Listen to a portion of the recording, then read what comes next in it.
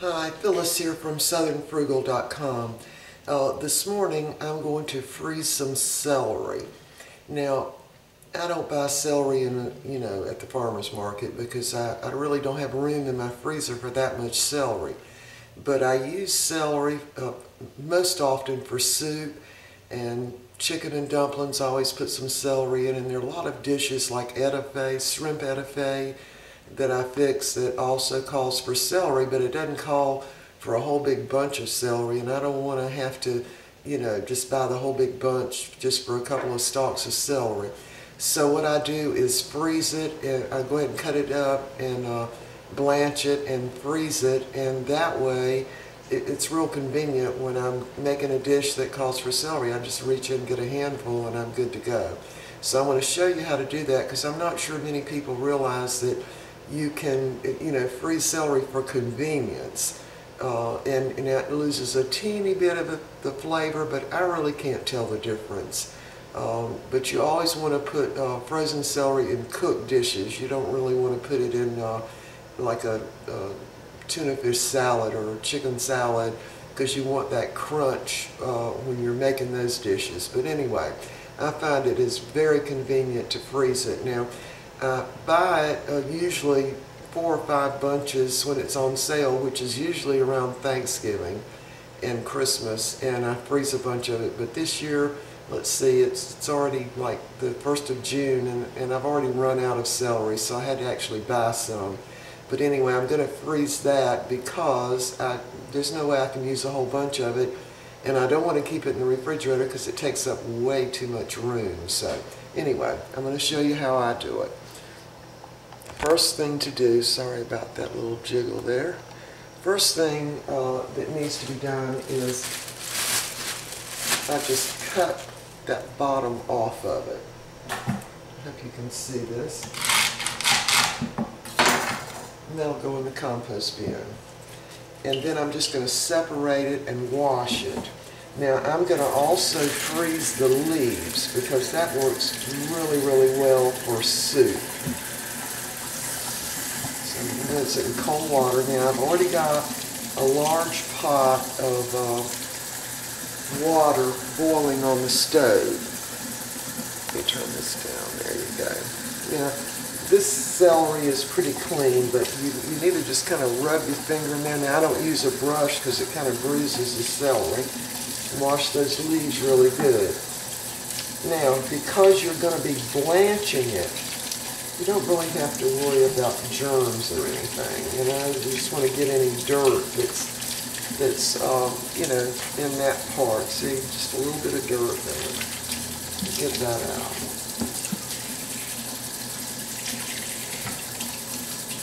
Now, once I've gotten it washed, I'm going to cut off the top end because that's usually will have turned brown. Like, for instance, right there, it's kind of turned brown. I usually just cut a little bit of that off. And I'm going to cut it to the size that I use most. And again, I'm going to do the leaves also because they impart a lot of flavor to any kind of cooked dish. Alright, I'm just going to line it up first and just cut the top end of it off. Let me turn it up so you can see again. There. Actually, we could move closer if I set this in the sink.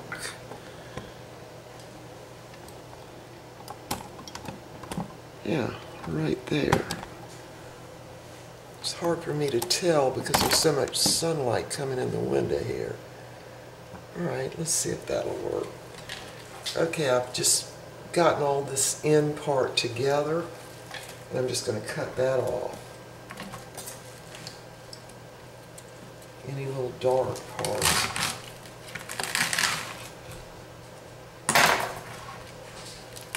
Alright, so this will all go in the compost bin.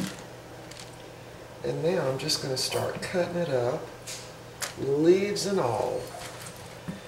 And my water on the stove is at a full rolling boil now. So we're just going to cut this up real quick.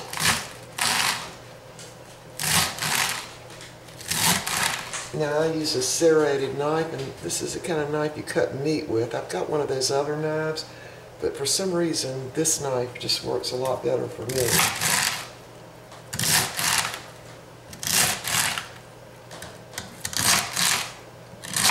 And it goes pretty fast. Now I think the most celery stalks or celery bunches that I've done at one time is maybe 6 or 8. Because otherwise my pot's really not big enough. And I ran across a little bad piece there. And again, I'm cutting this up in pieces that will be the size that I would use in soup or chicken or turkey dressing or etouffee. And when you blanch it, you're going to be partially cooking it. There's another little bad place. I'm just going to cut that off. It's partially cooked, so when you put it in some type of dish, you really don't have to cook it that much more. Alright. I'm going to even cut up these little small pieces. But I especially like the leaves in soup. Now, in some dishes that call for, say, Italian parsley, or just, we call it regular parsley, you can substitute celery if you don't have the parsley, you know, unless you're using the parsley for decoration. But parsley and celery have a real similar taste. Okay, now I've got to find something to put this in. I'll just put it in this bowl.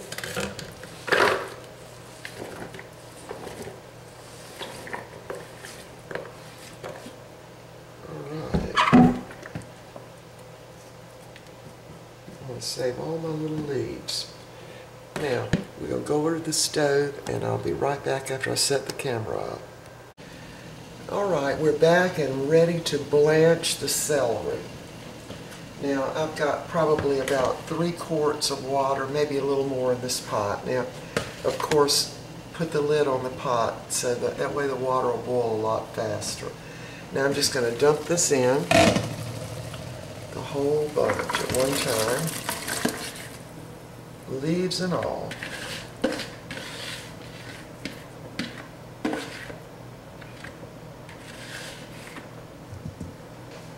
It smells really good, really good. Then we'll put that lid back on, and I'm going to start timing it when it comes back to a boil. Turn the light on, maybe you can see better. And that should take it just a couple of minutes. Now, I'll just share with you what I know about celery. First of all, it will keep in your refrigerator for a pretty good while, really several weeks. However, the little green leaves don't keep that well. They'll get very wilted. And it can also be root cellared. If you've got a root cellar or a basement, you can keep it for several months. And another way to keep it is, when you get it home, think of it as like cut flowers, for instance. Just cut a little bit off the bottom of it and put it in some water, and what it will do is spread out and soak up that water. And so if it's a little wilted when you get it, you can do that and it'll just perk right up and get real crunchy again. And the other thing is, I think that, you know, some of the things like the meat, I think Hormel puts out a ham that says no preservatives, all natural preservatives. I think I read somewhere that that preservative is really celery juice. Now, celery has its own preservative, you know, and so that's why it keeps so well. So when you blanch it, you're going to be killing all those enzymes in it. But you're still going to retain a lot of the taste of the celery, and I'm sure some of the vitamins and minerals. But blanching it is going to stop that enzymatic action that goes on that ends up really causing the plant or the celery to rot. So blanching is going to stop that. Now we are going to blanch this in the boiling water, and it's already started boiling, for about 3 minutes. Now, I don't really like to do mine for 3 minutes. I only like to do it for a couple of minutes, and I find that works just fine. So I'm going to just time this, and we'll be back. Alright, the celery has been at a full rolling boil for about 2.5 minutes.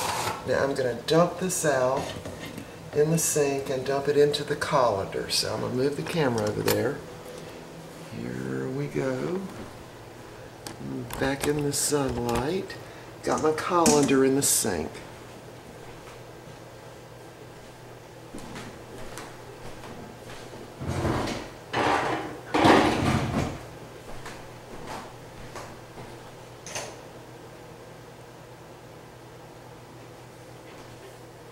You want to be very careful here because this is scalding hot water.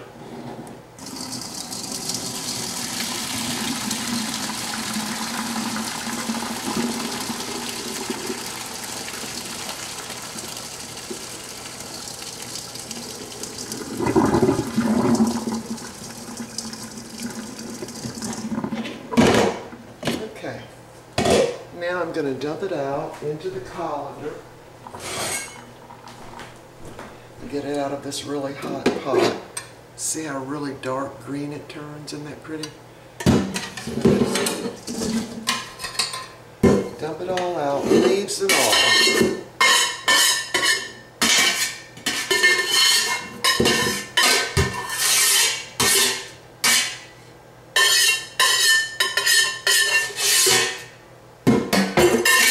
Now I'm going to run cold water on it.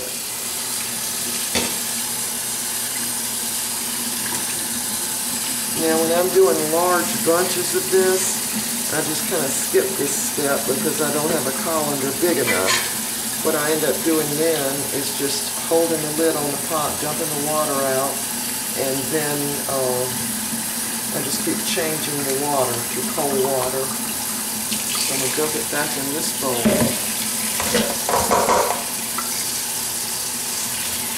And I know this seems like a lot of trouble, however, when you need celery, and all you have to do is go to the freezer and take a handful out, and it's already washed and cut up, and you know, it's super convenient. Alright, now I'm going to let this sit in this cool tap water. Now I'm not even using ice water, just cool tap water for, I don't know, 5 or 6 minutes, and we'll be back. Okay, my celery has cooled off, and I'm going to dump it back in the colander to drain it.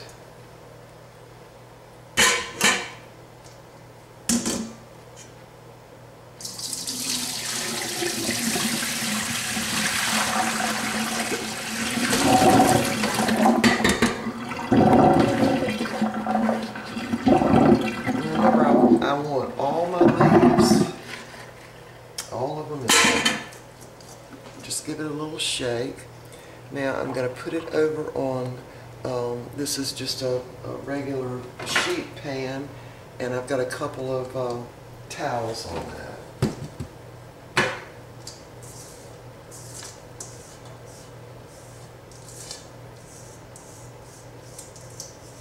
Again, I want all my leaves in there because the leaves are the darker color. So I'm going to just dry it off a little bit.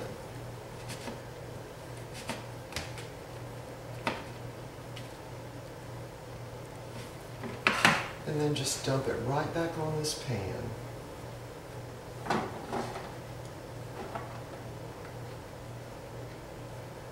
See, it all come off the towel. Spread it out.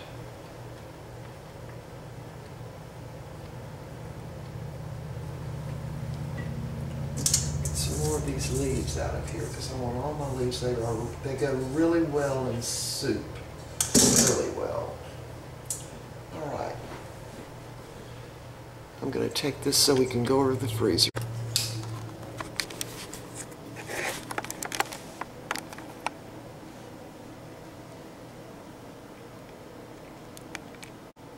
Sorry, I messed up on the camera there. Anyway, here it is all spread out on the cookie sheet, and we are going to put it in the freezer, and I'm just going to sit it up and kind of flash freeze it in here.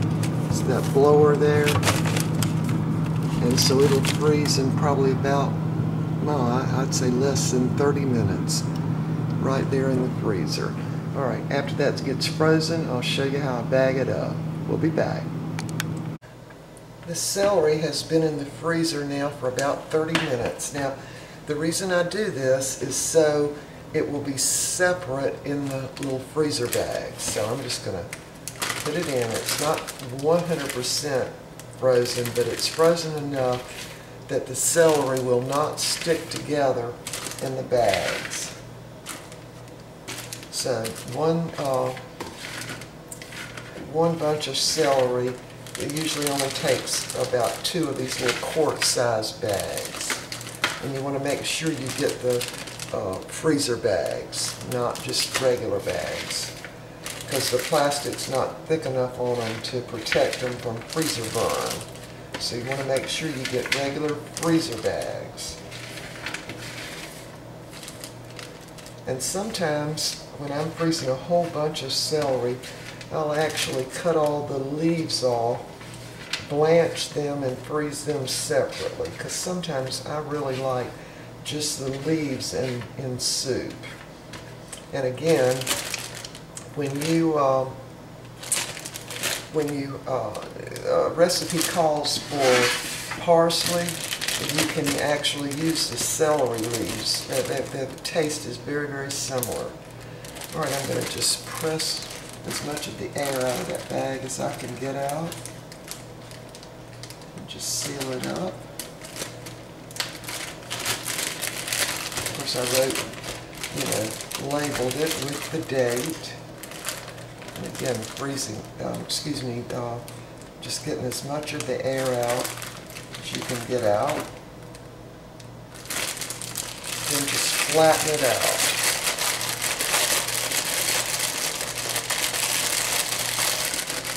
See? Like that. Spread it all out.